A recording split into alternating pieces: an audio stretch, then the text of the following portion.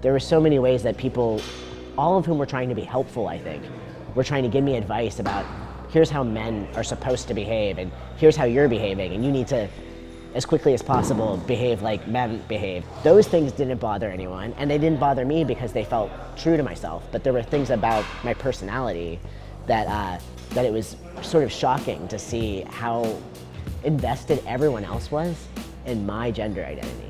Like, why do you care what I'm doing with my body in space? Am I being a good person? Then what difference does it make how my masculinity manifests? But people really cared, and I think a lot of why I wanted to write the book was to ask, why does everyone care so much about making sure masculinity looks a certain way, you know?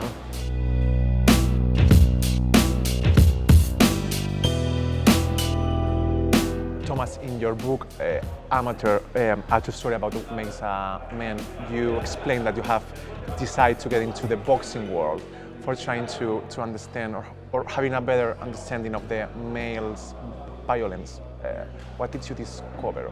I think that what I was questioning was actually the idea that there was a real man, you know? But I felt that I would be at home in my apartment before I started this project, and after I transitioned, and I would feel really happy in my body, but then I would leave the house, and whether it was walking down the street and you know, realizing that suddenly I could walk alone at night, which was obviously a privilege, but also sad, because why can I do this, but women can't do it, you know? Or I walk into my office, you know, and people listen to me more, you know? At the same time, if I walk down the street and a man comes up to me and wants to fight me, I don't know why this is happening, you know? So I feel like a lot of what I associated with being real were things that were toxic.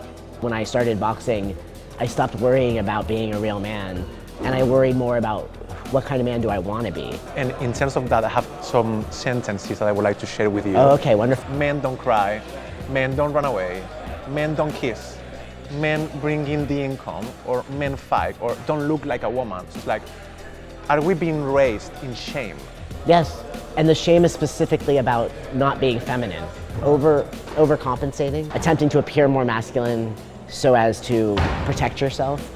I don't think that's psychologically healthy, yeah. I start to become that thing, and I really felt myself turning towards the thing I didn't want to be, which is a lot of what, when we call a real man, we talk about being stoic and being, not having feelings and always being strong. Those things, they have negative health effects, but I felt myself starting to behave that way. So fighting, it might seem counterintuitive, but fighting was a way to face that part of myself. So there's a quote in your book that really hit me hard, because I connect with you a lot. Men become men, or men become real men, proving their masculinity to other men. Mm-hmm. It's like, as a gay man, I remember feeling less of a man because of my femininity and because I never had this strong, brave, rough appealing. So there's a particular way boys are taught to be. Because of that, we allow our masculinities to be so fragile, right? And then have so much shame. And then violence comes from that shame, right? Always having to protect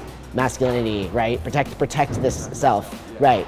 From the external world that can tell you what your gender is. That, to me, it doesn't make any sense, you know? Like, why can anyone else tell me that I'm a man or I'm not a man? But we have a gender identity, we're men, and nobody can change that, right? But the way that we're supposed to behave in the world, that's culture.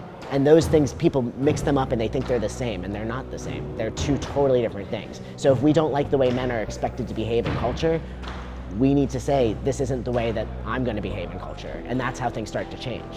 Why do you really think that we fight? Because it's one of the only ways that we can express ourselves. It's the only ways we can express ourselves. It's also, we're constantly in a battle for power, and that's what masculinity traditionally is a constant battle for power. And you lose so much when that's all of your emotional energy is going towards power. You know, think of everything that you lose that you're not doing, because trying to maintain power is actually an exhausting full-time job. Yeah. Mentally and physically, actually. Yes, mental and physical, it's true. Yeah. So here we are in a ring with all the trainers boxing. Yeah. And I like to talk about being a trans person. Yes. So first of all, there are some critical voices that keep saying that the message that the society brings to trans people is hormone, modify your body, do the surgeries and do it as quick as possible. Yeah. So it's like the message is like, you don't have to seem trans, you have to be invisible. Don't make people notice. So what do you think about this message? Is this the correct message? There's nothing wrong with being a trans person who wants to just live your life. Not everyone needs to be an advocate. Not everybody needs to be out in front doing, the work of being public about being trans. But I understand that like this desire to make us sort of fit in as quickly as possible, which is sort of that born in the wrong body thing. Like, you're born in the wrong body, you transition, now you're in the right body, you move on with your life. That's the implication. And I think, what's wrong with being trans? I'm happy and proud to be the person I am. But somebody is winning in this situation, and it's not me, So follow the money, follow the power. Where, who's benefiting from a lie that people are born, one way or the other, and their genitals make them who they are, and like, who is benefiting from that? I would argue patriarchy. That's my usual answer, but You tell that you are really aware of your privileged position, no? In terms of, yes, you are a trans man, but you are white, you are masculine. Yeah.